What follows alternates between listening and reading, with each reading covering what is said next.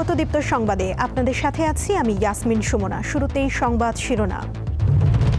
শুধু বাংলাদেশ নয়, সামাজিক ব্যবসা বদলে দিতে পারে পুরো বিশ্বকে, সাভারে মন্তব্য প্রধান উপদেষ্টার। জুলাই সনদ আদায়ে লাল মার্চ কর্মসূচি ঘোষণায় ইনকিলাব মঞ্চের, নতুন বাংলাদেশ দিবস নিয়ে আপত্তি।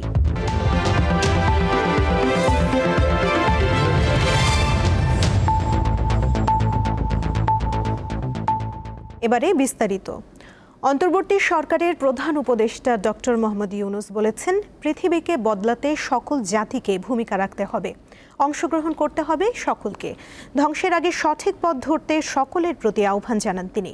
সকালে সাভারের জিরাবোতে অবস্থিত সামাজিক কনভেনশন সেন্টারে 2 দিন ব্যাপী 15তম সোশ্যাল বিজনেস ডের উদ্বোধনী অনুষ্ঠানে তিনি এসব কথা বলেন। আওয়ামী লীগ সরকারের সমালোচনা করে প্রধান উপদেষ্টা বলেন, সামাজিক ব্যবসা দিবস একটি পারিবারিক পুনর্মিলন। বিগত সরকারের আপত্তি ছিল এই দিবস পালনে, তবে 5 আগস্টের পর প্রথম এই দিবস পালন করতে পারল বাংলাদেশ।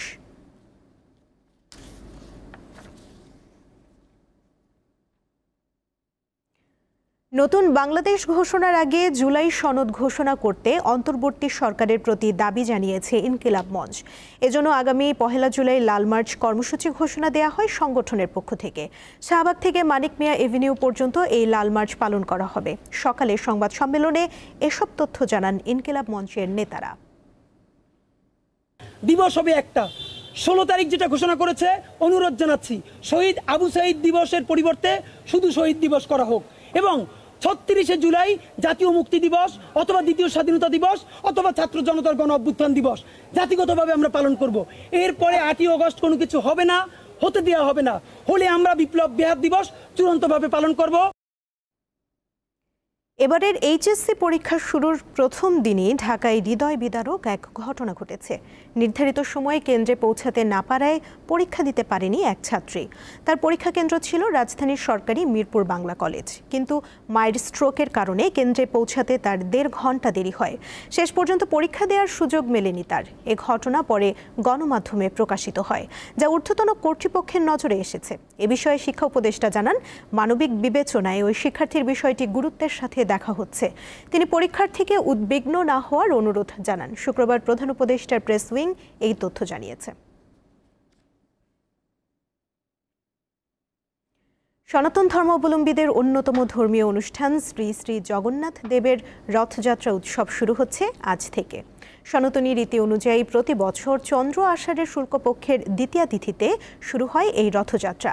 বর্ণাঢ্য শোভাযাত্রা সহ নানা ধর্মীয় অনুষ্ঠানমালার মাধ্যমে আনন্দমুখর পরিবেশে 9 দিন ব্যাপী রথযাত্রা মহোৎসবের আয়োজন করা হয়েছে। আগামী 15 জুলাই বিকেল 3টায় উল্টো রথের বর্ণাঢ্য শোভাযাত্রার মধ্য দিয়ে এই উৎসব শেষ হবে। সনাতন ধর্মাবলম্বীদের বিশ্বাস, জগন্নাথ দেব হলেন জগতের নাথ বা অধীশ্বর। জগৎ হচ্ছে বিশ্ব আর নাথ হচ্ছেন ঈশ্বর, তাই জগন্নাথ হচ্ছেন জগতের ঈশ্বর। তার অনুগ্রহ পেলে মানুষের মুক্তি লাভ হয়, জীবরূপে তাকে আর জন্ম নিতে হয় না। এই বিশ্বাস থেকেই রথের উপর জগন্নাথ দেবের প্রতিমূর্তি রেখে রথ নিয়ে যাত্রা করেন সনাতন ধর্মাবলম্বীরা।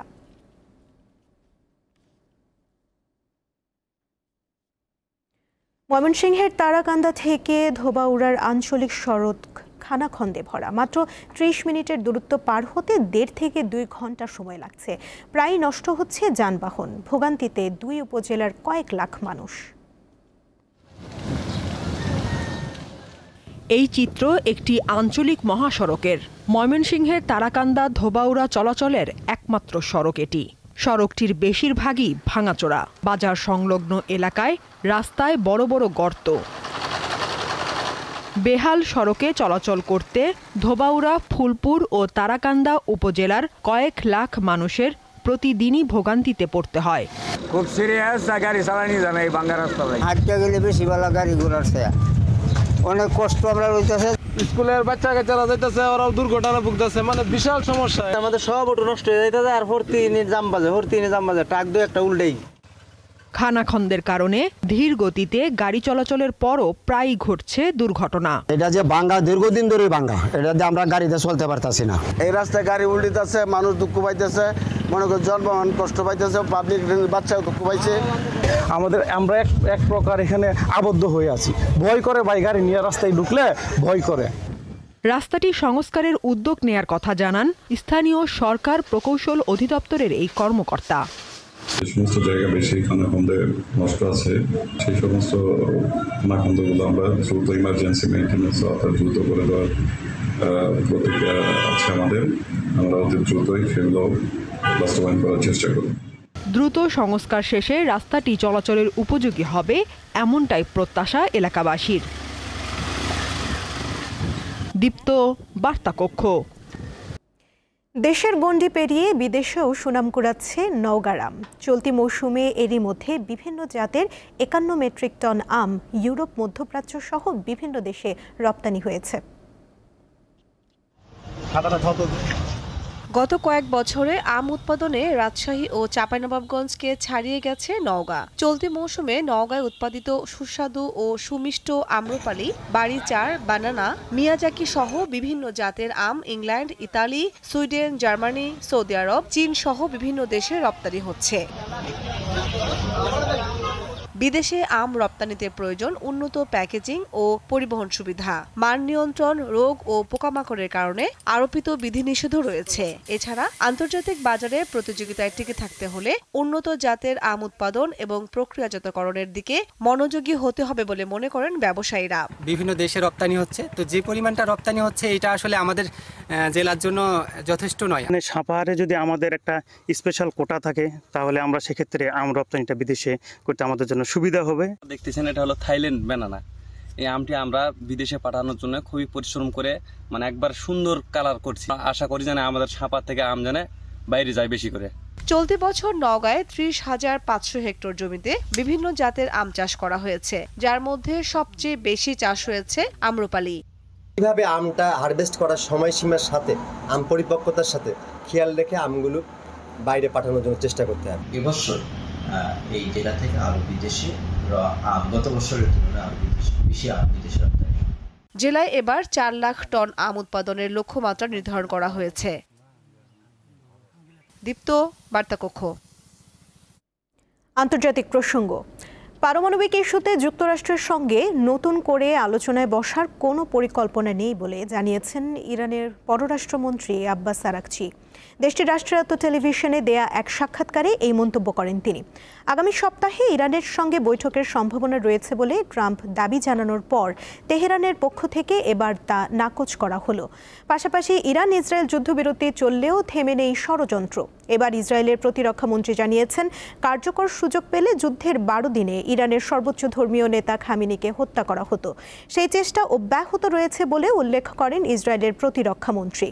এদিকে ইরান ইউরেনিয়ামের কোনো অংশ সরিয়ে নিয়েছে কিনা এমন তথ্য জানা নেই বলে উল্লেখ করেছেন যুক্তরাষ্ট্রের প্রতিরক্ষামন্ত্রী। বৃহস্পতিবার সংবাদ সম্মেলনে একথা বলেন তিনি।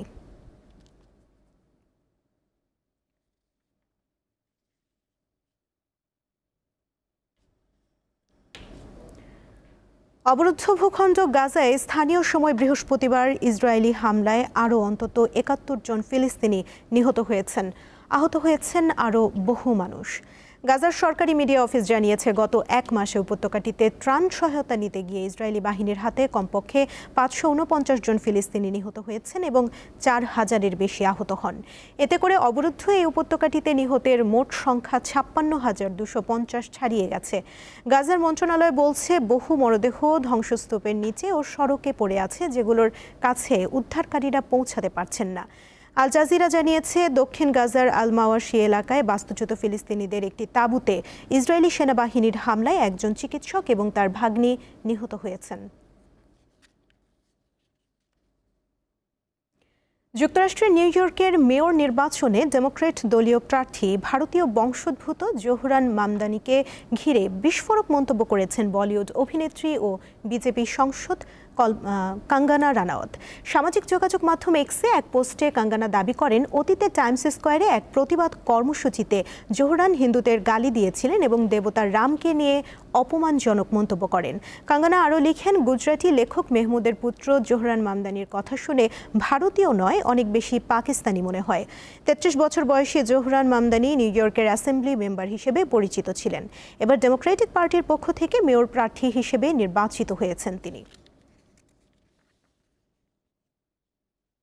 ফিফা ক্লাব বিশ্বকাপে নকআউট রাউন্ডে স্থান করে নিয়েছে 16টি ক্লাব, যেখানে ব্রাজিলের ক্লাব রয়েছে 4টি। ইউরোপীয় ক্লাবগুলোর আধিপত্যের মধ্যে আলাদা করে নজর থাকবে মেসির মিয়ামির সঙ্গে পিএসজির লড়াইয়ের দিকে। আর এশিয়া থেকে একমাত্র ক্লাব হিসেবে শেষ 16তে খেলার যোগ্যতা অর্জন করেছে আল হিলাল। নতুন কাঠামোয় আয়োজিত ফিফা ক্লাব বিশ্বকাপে এবার এশিয়ান অঞ্চলের একমাত্র প্রতিনিধি হিসেবে নকআউট পর্বে খেলবে আল হিলাল, যারা গ্রুপ পর্বে কোনো ম্যাচই হারেনি। রিয়াল মাদ্রিদের মতো জায়ান্টদের বিপক্ষে 1-1 গোলের ড্র। রাউন্ড অফ 16-এ তাদের জন্য অপেক্ষা করছে ইংলিশ জায়ান্ট ম্যানচেস্টার সিটি, যারা গ্রুপ পর্বের একমাত্র দল হিসেবে 3 ম্যাচেই জয় পেয়ে পূর্ণ 9 পয়েন্ট ঝুলিতে পড়েছে। আন্তর্জাতিক পর্যায়ে ব্রাজিল আর্জেন্টিনার লড়াইয়ে আর্জেন্টিনা এগিয়ে থাকলেও ক্লাব বিশ্বকাপে ঘটেছে তার উল্টোটা। বিশ্বকাপ জয়ী আর্জেন্টিনার 2 প্রতিনিধি রিভার প্লেট ও বোকা জুনিয়র্স কেউই পেরোতে পারেনি গ্রুপ পর্বের গণ্ডি। অন্যদিকে ব্রাজিলিয়ান ক্লাবগুলোর জয় জয়কার। পালমেইরাস, বোতাফোগো, ফ্লামেঙ্গো ও ফ্লুমিনেন্স 4 দলেরই জায়গা হয়েছে শেষ 16তে। এই গ্রুপে ব্রাজিল, পর্তুগাল ও সৌদি ক্লাবের সাথে টক্কর দিয়েছে যুক্তরাষ্ট্রের ইন্টার মিয়ামি। লিওনেল মেসির দল কোনো ম্যাচই হারেনি, উল্টো পোর্তোর মতো শক্তিশালী দলকে 2-1 গোলে হারিয়ে জায়গা করে নিয়েছে রাউন্ড অফ 16-এ, যেখানে এবার তাদের প্রতিপক্ষ চ্যাম্পিয়ন্স লিগ জয়ী ও মেসির সাবেক ক্লাব পিএসজি। তাই সাবেক ও বর্তমানের এই লড়াইটাতে থাকবে বাড়তি উত্তেজনা। স্প্যানিশদের একমাত্র প্রতিনিধি হিসেবে রিয়াল মাদ্রিদ খেলবে শেষ 16তে। ইতালিয়ান পরাশক্তি জুভেন্টাসের সাথে রোমাঞ্চকর এক লড়াইয়ের আভাস এখন থেকেই দেখা যাচ্ছে। এছাড়া শেষ 16তে জায়গা করে নিয়েছে বেনফিকা, মন্টেরি, ইন্টার মিলান, ডর্টমুন্ডের মতো দলগুলো। শনিবার রাতে প্রথম নকআউট ম্যাচে মুখোমুখি হবে 2 ব্রাজিলিয়ান ক্লাব পালমেইরাস ও বোতাফোগো। তাই একটি ব্রাজিলিয়ান দল কোয়ার্টার ফাইনালে যাওয়ার নিশ্চয়তা মিলেছে। ঈশান হাসান, দীপ্ত স্পোর্টস। দীপ্ত সংবাদ শেষ করার আগে শিরোনামগুলো জানিয়ে দিচ্ছি আরও একবার। শুধু বাংলাদেশ নয়, সামাজিক ব্যবসা বদলে দিতে পারে পুরো বিশ্বকে, সাভারে মন্তব্য প্রধান উপদেষ্টার। জুলাই সনদ আদায়ে লাল মার্চ কর্মসূচি ঘোষণায় ইনকিলাব মঞ্চের নতুন বাংলাদেশ দিবস নিয়ে আপত্তি। এই ছিল এখনকার মতো। এরপর বিকেল 4টায় দীপ্ত স্পোর্টস দেখার আমন্ত্রণ রইল। এছাড়া আরও তথ্য এবং বিনোদন জগতের নানা খবর পেতে যুক্ত থাকুন দীপ্ত ডিজিটাল প্ল্যাটফর্মের সাথে। ধন্যবাদ সবাইকে।